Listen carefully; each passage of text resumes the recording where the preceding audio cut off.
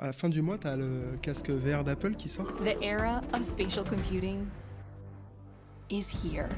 Pour l'instant, de ce que j'ai vu, j'y crois pas.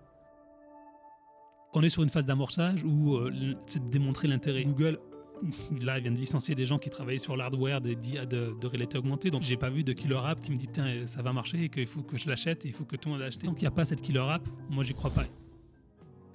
Là où j'ai plus d'inquiétude sur l'IA, c'est plus sur la désinformation. Je ne serais pas inquiet si les gens, si le grand public, si l'opinion publique avait une culture de savoir ce qu'est la désinformation et de dire non, ça c'est faux, ça se voit. Tu penses qu'on pourrait connaître un déclin d'au moins un GAFAM sur les 10 prochaines années? Pour parler maintenant un peu plus de tech, du coup, tu as vu l'écosystème tech de San Francisco de près. La question qu'on a dû te poser maintes et maintes fois, qu'est-ce qui rend San Francisco et la Silicon Valley si exceptionnel? Alors, il y a toujours un truc que je raconte, ou je racontais quand j'étais là-bas. On a le cliché, avant d'y aller, j'avais le cliché du start-upper ou du gars de la tech qui dit « je vais changer le monde ». Je dis « mais qu'est-ce que c'est que ce délire, quoi ?» Et en fait, quand tu parles avec eux, quand tu parles aux gens qui sont dans des startups, qui lancent leur startup, et ça peut être même des fois une startup qui fait de la vidéo en ligne, mais le gars, il est convaincu qu'il va changer le monde, en fait. Et il est convaincu que ce qu'il fait, c'est important et que ça va changer le monde, que ça va avoir un impact, que ça va devenir le prochain Facebook ou le prochain machin. Et ça, moi, ça m'a surpris, en fait. Et je pense que c'est une partie de la mentalité américaine, de la mentalité de la Silicon Valley aussi, qui parfois est too much, parce que parfois tu te dis mais tu racontes n'importe quoi, mais même s'il y a, il y a 80% des gens qui racontent n'importe quoi, si tu en as 20% qui veulent changer le monde et qui changent le monde, déjà ça suffit en fait à compenser le reste. Donc il y avait ça, il y a le côté où ça c'est vrai, où ça c'est pas cliché de le dire, mais c'est vrai, c'est qu'on n'a pas peur d'échouer. Il n'y a pas le côté, alors c'est un peu moins le cas en France, c'est vrai aujourd'hui, mais le côté stigmatisant, voilà, tu as lancé une start-up, ça a raté. Il y a le côté de se dire, voilà, une start-up c'est quelque chose, c'est expérimental, ça marche pas. Voilà, mais c'est le but d'une start-up en fait. Une start-up, c'est pas là pour. Enfin, dans l'idéal, ça marche. Dans l'idéal, ça fait une IPO et ça vaut des milliards de dollars. Mais au départ, l'idée d'une start-up, c'est pas de se dire voilà, je vais faire une IPO. C'est voilà, j'ai une idée, je vais essayer de la pousser à fond, voir si ça marche ou ça marche pas. Donc là, il y a ce côté-là, il existe. Il existe surtout chez beaucoup de gens en fait. La vie d'entreprendre, la vie est plus forte qu'en France, et ça c'est clair. Et une autre chose importante qui fait que la Silicon Valley, c'est l'argent. Faut pas se mentir. Les fonds d'investissement sont là-bas. Alors, ça change beaucoup, parce que je me rappelle, moi, quand j'étais à San Francisco, quand je parlais avec Andreessen Horowitz, tu dois connaître qu'il y a un grand fonds, un grand fonds, l'un des plus prestigieux fonds de la Silicon Valley. Il disait, mais jamais de la vie on investira en Europe. Jamais de la vie. On n'a pas besoin d'investir en Europe, on a tout ce qu'il faut ici, puis on est présent. Voilà. Pourquoi il disait ça? Justement pour ça, parce que pourquoi on irait investir en Europe? On a tout ce qu'il faut aux États-Unis. Il n'y a pas un intérêt d'investir en Europe. Pour nous, c'est de prendre des risques, que ça ne marche pas. En plus, les Européens, ils sont un peu, la régulation, machin, les trucs. Il y a ce côté-là aussi, un peu, une vision un peu négative de l'Europe. Aujourd'hui, Andreessen Horowitz investit en Europe. Tous les grands fonds américains investissent en Europe. Ils ont des bureaux à Londres, à Paris, à Berlin. Voilà. Donc, mais mine de rien, le côté financier, il est important et il reste aux États-Unis. Alors là aussi, je te dis, ça change. Ça a beaucoup changé après le Covid. Mais avant, en 2015, en 2000, même avant, si tu voulais lever des fonds en tant qu'entreprise française auprès d'investisseurs américains, tu étais obligé d'aller dans la Silicon Valley. Et donc, tu avais beaucoup d'entreprises qui déménageaient dans la Silicon Valley. Alors, soit elles déménageaient totalement dans la Silicon Valley. Ça, c'était la première phase. C'était on déménage totalement dans la Silicon Valley.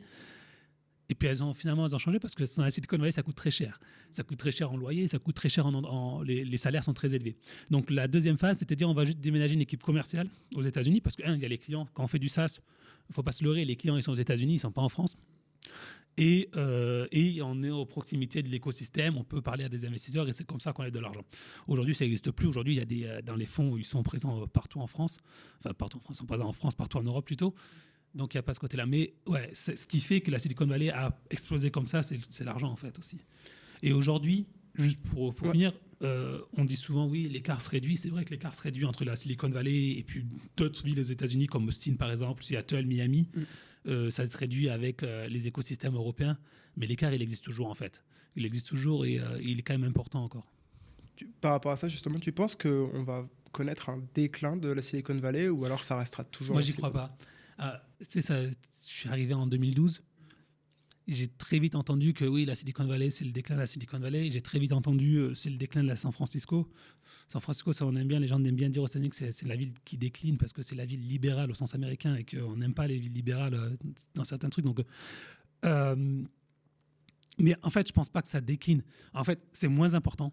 C'est moins prédominant, c'est moins dominant qu'avant, ça c'est sûr, parce qu'il y a d'autres écosystèmes qui sont développés, mais c'est pas, ça a pas, en fait, c'est pas la Silicon Valley qui baisse et les autres qui montent, c'est tout le monde qui monte en même temps. La Silicon Valley monte peut-être un peu moins vite que les autres parce qu'elle est déjà montée très haut. Elle est montée très haut, mais globalement, quand vous avez une IPO d'une grosse boîte américaine, généralement c'est à San Francisco, elle est basée dans la Silicon Valley et à San Francisco.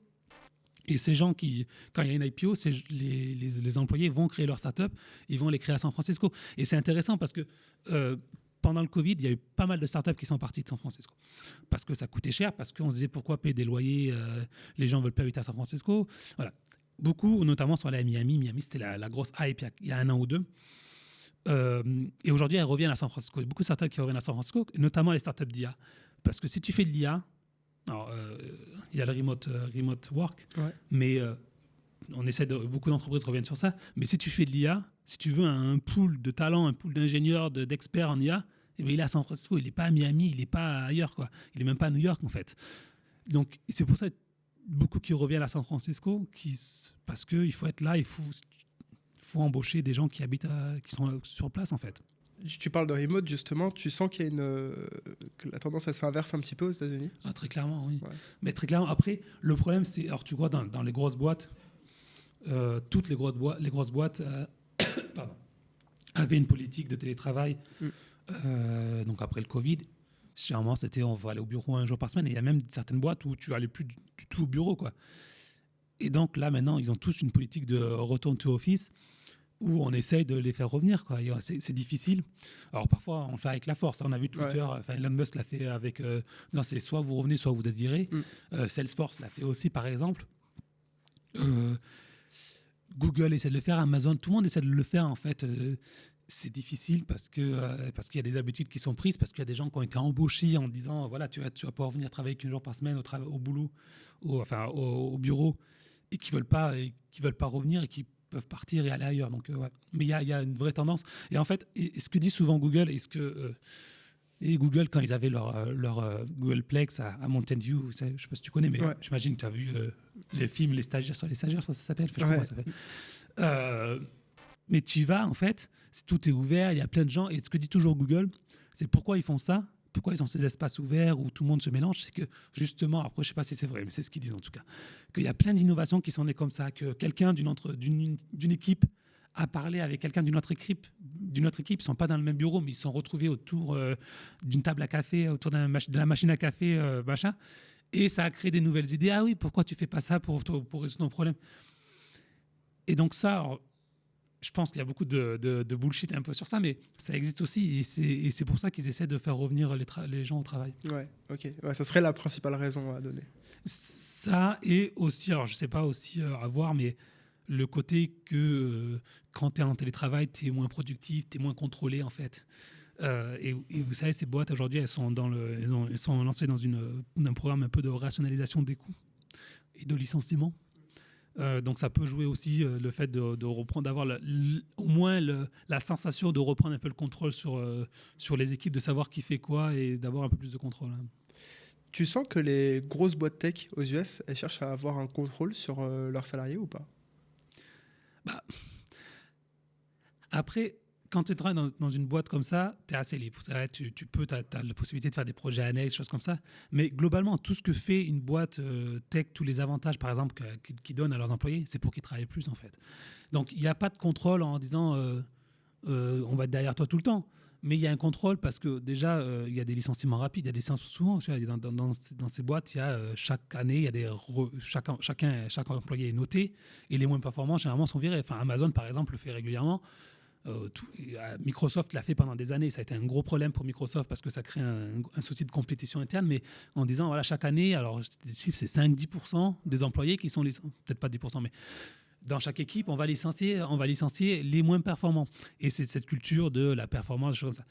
Donc il y a un contrôle qui est pas, enfin, voilà, c'est une façon de contrôler aussi les employés, des choses comme ça. Après, voilà, il y a pas je pense qu'il y a plus de liberté chez Google que dans une boîte, dans une banque française, par exemple, des choses comme ça. Ouais.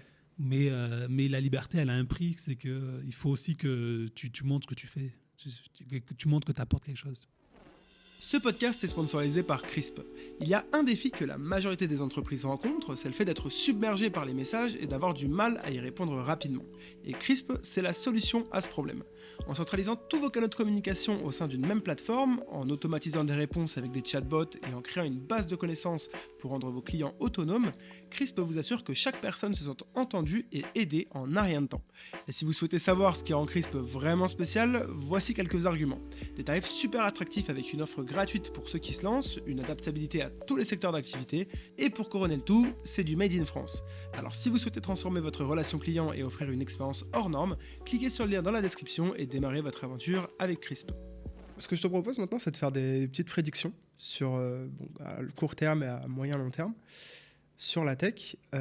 Toi, est-ce que pour 2024 déjà, tu as des prédictions sur ce qui va se passer? Alors, bien sûr, c'est des prédictions, hein, c'est des idées, on va dire. Donc voilà, est-ce que tu en as des prédictions sur 2024? Alors, moi, j'essaie d'éviter de faire des prédictions. Je ne suis pas voyant et je ne suis pas analyste ni rien. Après, je ne veux pas être très, très original. On va avoir une montée encore de l'IA. Et je pense que aujourd'hui, alors l'IA, c'est intéressant parce qu'il y a déjà beaucoup d'investissements qui se font. Il y a des produits qui se lancent de tous les jours et une application un peu commerciale plus que personnelle, plus que grand public encore aujourd'hui. La question qui va être, le truc qui va être intéressant de voir en 2024, c'est si des startups qui se lancent vont continuer à pouvoir lever de l'argent sur des valorisations élevées, sachant que, à mon avis, il va y avoir un mouvement de concentration vers des grosses boîtes en fait. Ça va être difficile de les rivaliser avec un OpenAI, ça va être difficile de rivaliser avec un Google, avec un Microsoft, même avec un Mistral AI qui, sur le côté open source, a déjà pris une bonne avance. Donc on va voir ça. Voilà. Est-ce que les investissements vont continuer? Est-ce que les valorisations vont continuer d'exploser? Moi, je pense qu'il va y avoir plutôt une rationalisation des investissements et que les grosses boîtes qui montrent qu'elles sont capables d'avoir une position de leader et de monétiser l'IA, parce que l'IA, ça coûte très cher et c'est difficile à monétiser, auront la possibilité de lever de l'argent. Je pense qu'OpenAI va lever de l'argent, continue de lever de l'argent, il n'y aura pas de problème pour eux. Des startups parce qu'il y a beaucoup de vagues de startups qui se lancent sur l'IA, est-ce qu'elles auront toujours la possibilité de le faire? Parce que il faudra transformer une idée en business model et surtout en part de marché. Et ce qui n'est pas facile, il y aura peut-être de la concentration, il y aura peut-être des startups qui vont se faire racheter par plus gros. Donc, il y en a qui disent que techniquement aussi, il y en a beaucoup qui disent que techniquement avec l'IA, là, on a atteint une sorte de plafond de verre pour l'instant. Est-ce que tu es d'accord avec ça? Franchement, je ne sais pas ça. Moi, je ne suis pas un expert de l'IA et des grands modèles de langage, mais pourquoi? Enfin, c'est possible. Après, c'est vrai que quand tu arrives à un moment où tu as toujours un moment où tu ne peux plus forcément être plus puissant. Voilà, et c'est même pas une question de puissance, c'est une question d'utilisation, en fait, de cas d'usage. Quand tu as déjà tous les cas d'usage qui sont répertoriés, qu'est-ce que tu vas créer? Ça sera mieux, ça sera plus rapide, des choses comme ça, mais ça ne va pas changer fondamentalement les choses. Non, moi, je pense que le vrai truc de l'IA aujourd'hui, c'est de comment on passe des grands modèles de langage ou des modèles de diffusion, des choses comme ça, qui sont super intéressantes et qui sont super impressionnantes. Enfin, quand ChatGPT est arrivé, tout le monde était impressionné. Midjourney, moi, ça m'impressionne toujours, Midjourney, ou d'autres choses. C'est clair, là, dernièrement, en plus, c'est assez fou. Mais tout ce qui est, par exemple, j'ai vu l'histoire de Taylor Swift, là, qui a vendu des casseroles de creuset, mais tout ce qui est même vidéo en IA et choses comme ça, c'est impressionnant. Voilà, maintenant, c'est l'étape de comment on crée un business model qui est rentable, parce que l'IA, ça coûte extrêmement cher à faire tourner, en fait. Il y a très peu d'économies d'échelle comparé à d'autres logiciels. Donc ça va être le défi de 2024, je pense, de passer à cette étape-là, en fait. Et puis après non, je sais pas trop. Là, à la fin du mois, tu as le casque VR d'Apple qui sort. Ouais. Tu penses qu'il pourrait y avoir un changement par rapport à la façon dont on travaille sur Internet au niveau du... Alors, moi, j'ai une... Après... C'est une théorie? Non, c'est pas une théorie, c'est mon ressenti personnel. Moi, je suis pas très convaincu par la réalité augmentée et par le Vision Pro notamment, mais par toutes les solutions qui nous ont été présentées depuis des années et qui sont certes meilleures qu'avant, mais juste sur le concept en fait. Il y aura des utilisations professionnelles, du grand public peut-être, mais moi ça me convainc pas en tout cas d'avoir un casque pour faire des choses. De toute façon, aujourd'hui, on a une phase où on est à $3 500. Le Vision Pro, il est à $3 500 avec des quantités très limitées, un lancement qui est seulement aux États-Unis. Donc, on n'est pas dans la phase grand public aujourd'hui, on est dans la phase plus d'amorçage, pour Apple en tout cas. On sait que Meta va arriver avec des trucs comme ça. Google, là, ils viennent de licencier des gens qui travaillaient sur l'hardware de réalité augmentée. Donc, même Google a peu lâché les choses. On est sur une phase d'amorçage où c'est de démontrer l'intérêt. Et pour l'instant, ce que j'ai vu, moi, du Vision Pro, j'ai pas vu de killer app qui me dit putain, ça va marcher et qu'il faut que je l'achète, il faut que tout le monde l'achète. Donc, tant qu'il n'y a pas ce truc où, encore une fois, il y aura des applications certainement professionnelles, mais c'est pas l'application professionnelle qui va vendre des millions et des centaines de millions d'unités. Tant qu'il n'y a pas cette killer app, moi, j'y crois pas. Et j'attends de la voir. Après, ça se trouve, ça existera et ça marchera très bien, mais pourquoi pas. Mais pour l'instant, je vois ce qui se passe et ce qui a été fait, et pour l'instant, je constate que ça n'a pas forcément fonctionné. Et il y a 10 ans, quand on parlait de la réalité virtuelle, et je m'en rappelle quand il y avait le début d'Oculus, je parlais avec des gens qui disaient oh, tu vas voir, ça va exploser la réalité virtuelle. Zuckerberg, et c'est pour ça que Zuckerberg a racheté Oculus, enfin Facebook a racheté Oculus en disant ça va être la prochaine plateforme sociale. Mais la VR aujourd'hui, elle est un peu nulle part, quoi. À part faire du jeu vidéo, et encore c'est assez limité. Il n'y a personne qui va aller faire un chat en VR, quoi, aujourd'hui. Ouais, donc là, pour plus parler à long terme, on va dire sur 5 à 10 ans, toi, la vision du métaverse de Meta, tu n'y crois pas ? J'y crois pas. Après, je dis pas que ça marche pas. Pour l'instant, de ce que j'ai vu, j'y crois pas. Après, je sais pas sur quoi ils travaillent, et ils travaillent sur des choses, j'espère, parce que vu qu'ils ont investi beaucoup d'argent, mais pour l'instant, moi, j'y crois pas en tout cas. Et j'y crois pas. Il y a le côté technologique où il y a le prix qui est élevé, il y a le fait d'avoir un casque sur la tête, des choses comme ça. Et puis après, j'y crois pas forcément au niveau, pas philosophique, mais au niveau de l'intérêt, de l'intérêt du public en fait pour ça. Alors, il y en aura peut-être, mais voilà. Peut-être que je me trompe. Et après, dans 5 ans, je serai très bête, on republiera cette vidéo et les gens se moqueront de moi, mais bon. Honnêtement, je sais pas, moi, pour le coup. Je suis assez mitigé par rapport à cette question-là de métaverse, etc. Tu penses qu'on pourrait connaître un déclin d'au moins un GAFAM sur les 10 prochaines années ? Non. Un GAFAM, ça dépend. Si tu fais Google, Amazon, Facebook... Ouais, du coup, c'est plus GAFAM, c'est Apple, Microsoft. GAMAM. Ouais, non, mais si on regarde les anciens noms, franchement, j'y crois pas. Ouais. J'y crois pas parce qu'ils ont une position tellement dominante. Alors, à la limite, le seul qui pourrait être, à mon avis, un peu inquiété ou fragile, c'est Facebook, Meta. Mais il y a tellement de données. Non, mais il y a 1 an et demi ou 2 ans, quand Apple a changé sa politique sur le ciblage, le traquage publicitaire, le pistage publicitaire, c'était la fin de Meta. Aujourd'hui, Meta, ils vont très bien. Ouais. Non, j'y crois pas parce qu'ils ont encore beaucoup d'argent, ils ont encore des machines. Alors après, personne n'est jamais éternel, mais en 5 ans ou 10 ans, j'y crois pas trop, quoi. Et en fait, quand tu vois même toutes les révolutions qui se lancent, le cloud, qui c'est qui l'a capté ? C'est Amazon, Microsoft, Google. L'IA, pareil. Même Facebook aujourd'hui sur l'IA, sur l'open source, ils sont très bons. Llama, ils sont très bons sur l'open source. Google, OpenAI, Microsoft investit dedans, donc ils ont toujours de l'argent pour investir dans les startups qui montent, dans les trucs qui montent. La VR, on en a parlé, la réalité augmentée, c'est eux qui investissent le plus dedans. Donc je pense que ils ont moyen de toute façon ils l'ont toujours fait de toute façon, de racheter les entreprises qui montent ou d'imiter. Ouais. Quand tu as une tendance, tu as des moyens financiers qui sont... Enfin, tu n'as personne qui peut rivaliser aujourd'hui, quoi. Enfin, Facebook, alors j'ai plus les chiffres en tête, mais c'est des dizaines de milliards de dollars qui ont été investis, qui ont été perdus dans le métaverse. Personne ne peut investir ces sommes aujourd'hui. Personne. Donc, à part les GAFAM, quoi. Donc, j'y crois pas. Ils sont pas à ça près, en plus de ça. Non, oui et non. Ils n'y étaient pas pendant très longtemps. Aujourd'hui, ils sont un peu plus à ça près. Mais moi, je pense plus qu'il y aura... il y aura des grosses boîtes, d'autres boîtes qui vont les suivre en fait. Et tu les as déjà. Tu as Nvidia par exemple, Netflix, dans un autre Tesla, monde, des choses comme ça. Mais c'est plus ça où tu auras peut-être, au lieu d'en avoir 5 géants, tu en auras peut-être 10. Ouais. Moi, je pense que pour qu'il y en ait une qui ait atteint son pic et qui soit à la limite sur une pente descendante, il faudrait qu'il y ait vraiment une nouvelle techno qui émerge ou quelque chose qui change radicalement leur business model. Mais en fait, la nouvelle techno, mais les nouvelles techno, comme je dis, aujourd'hui, ils ont tellement d'argent qu'ils peuvent investir dans les nouvelles technologies. Et quand tu as des startups, et typiquement l'IA, tu regardes toutes les startups d'IA, elles ont besoin de beaucoup d'argent et elles vont chercher l'argent où ? Chez Google, chez Microsoft, chez Amazon. Anthropic, donc qui est un concurrent de ChatGPT, concurrent, oui, qui a levé des milliards auprès d'Amazon et de Google.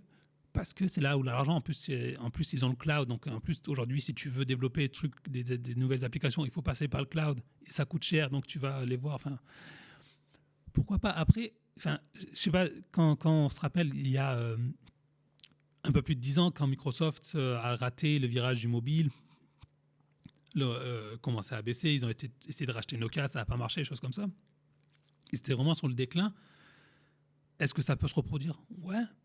Est-ce que ça va se reproduire ? Moi, je pense que c'est peu probable, en fait. Parce que les choses sont différentes, je pense, par rapport. Et je pense que la révolution, le basculement technologique qu'a été le smartphone, pour l'instant, moi, je ne suis pas sûr on reverra, de mon vivant, en tout cas, ou dans les prochaines années, un tel basculement, en fait, un tel changement de paradigme où on passe d'un monde où on est tout PC à un monde où on est tous mobiles. Alors peut-être que justement, on passera d'un monde où on est tous sur un smartphone à un monde où on est tous connectés au métaverse avec un casque de réalité virtuelle ou des lunettes de réalité augmentée. Mais pour l'instant, moi, je ne le vois pas. Et même si ça se fait, pour l'instant, les acteurs qui semblent mieux placés pour profiter de cette révolution, c'est les gros acteurs qu'on connaît. Ouais, c'est clair. Je suis d'accord. Par rapport à l'intelligence artificielle, il y a aussi l'intelligence artificielle générale. Toi, tu y crois à ça sur 5 à 10 ans ou... A priori, les gens ont l'air d'y croire. Donc, les chercheurs ont l'air de pouvoir penser que c'est pas assez, c'est pas très loin. C'est partagé quand même. Quand tu regardes Yann Lequin, par exemple, il croit pas trop à court terme. Ouais, mais alors, après, je sais pas si... quelle est la part de j'y crois pas et la part de je dis que j'y crois pas parce que je veux pas de régulation. Ouais, il y a ça aussi. Voilà. Après, de toute façon, tout le monde est partagé, mais certains chercheurs le pensent qu'on va arriver. D'autres pensent qu'au contraire, c'est une menace qu'on fait planer parce que pour essayer et notamment Andrew, alors je n'arrive jamais à le dire, je sais pas comment dire. Je sais pas non plus, je vais pas m'y risquer, mais je mettrai la ref visuellement. Qui est un grand spécialiste de l'IA, qui est notamment prof à Stanford, je crois, qui a été prof de Sam Altman, il me semble, qui lui dit voilà, tous les discours sur le danger de l'IA, c'est les GAFAM, c'est les grands groupes qui le mettent en place, qui l'alimentent pour qu'il y ait la régulation, pour éviter qu'il y ait des nouvelles startups qui se lancent. Parce que la régulation, globalement, elle aide les grosses boîtes. Enfin, ça peut souvent aider les grosses boîtes parce que suivre la régulation, c'est compliqué. C'est le débat sur l'IA Act aujourd'hui en Europe, en France. Donc, ouais, tout ça pour dire que moi, je ne sais pas si ça va arriver, l'intelligence artificielle générale, mais les gens ont l'air d'y croire que ça va arriver. Donc, à voir.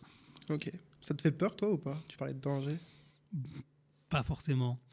Là où le scénario à la Terminator et tout, je crois pas forcément. Après, peut-être, on verra. Hein. Là où j'ai plus d'inquiétude sur l'IA, c'est plus sur la désinformation, sur ce que ça va faire. Là, on a des élections aux États-Unis dans la fin de l'année, en novembre. On a des élections en Europe en juin. On a déjà vu, par exemple, en Biélorussie, il me semble, il y avait des élections où... non, c'était en Bulgarie, pardon. Où l'Union européenne a tapé sur les mains de Meta. En Bulgarie, parce que la Bulgarie n'est pas dans l'Union européenne, enfin peu importe. Mais ouais, sur ça, là je me dis que... Alors c'est pas forcément des dangers où je suis très très inquiet, mais je me dis il faut qu'il y ait des règles en fait. Et d'ailleurs OpenAI hier a présenté des règles, je ne les ai pas encore lues, mais a présenté des règles sur les élections américaines, sur plusieurs mesures qu'ils vont mettre en place pour essayer d'éviter justement que l'IA soit utilisée pour la désinformation. Et quand on voit aujourd'hui, on parle de Midjourney, mais quand on voit ce que peut faire des vidéos, ce que l'IA peut faire en vidéo, que ce soit juste, que ce soit de l'audio ou même de la vidéo totale, ouais, c'est inquiétant. C'est inquiétant et se dire. Et surtout, moi, ce qui m'inquiète, c'est que je serais pas inquiet si les gens, si le grand public, si l'opinion publique avait une culture ou une culture de savoir ce qu'est la désinformation et de dire ah ben non, ça c'est faux, ça se voit. Quand on voit des choses où les gens croient n'importe quoi en fait. Et puis des fois c'est bien fait en plus de ça. Ouais, non mais c'est bien fait, mais des fois c'est absurde et les gens y croient quand même parce que c'est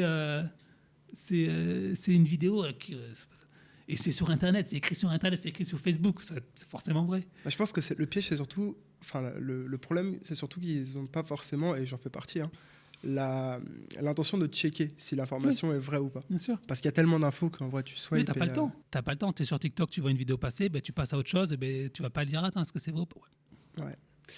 Il y a un dernier sujet aussi sur lequel on peut discuter, c'est le quantique. On n'en parle pas trop et pourtant ça pourrait changer plein de choses. Toi, tu as vu des news par rapport à ça dernièrement ou pas? Bah, t'en as beaucoup, notamment en France, beaucoup de startups qui se lancent sur ça, notamment avec le soutien d'OVH ou des choses comme ça. Le quantique, c'est pareil, c'est une révolution annoncée, on le sait. Aujourd'hui, le défi, c'est de passer à l'étape industrielle, j'ai envie de dire, de démontrer qu'on peut produire des qubits et beaucoup de qubits pour les utiliser. Donc, ouais, à voir comment ça marche.